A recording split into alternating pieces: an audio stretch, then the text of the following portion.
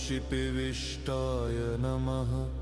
ॐ अम्बिकानाथाय नमः। ॐ श्रीकंठाय नमः। ॐ भक्तवत्सलाय नमः। ॐ भवाय नमः। ॐ शर्वाय नमः।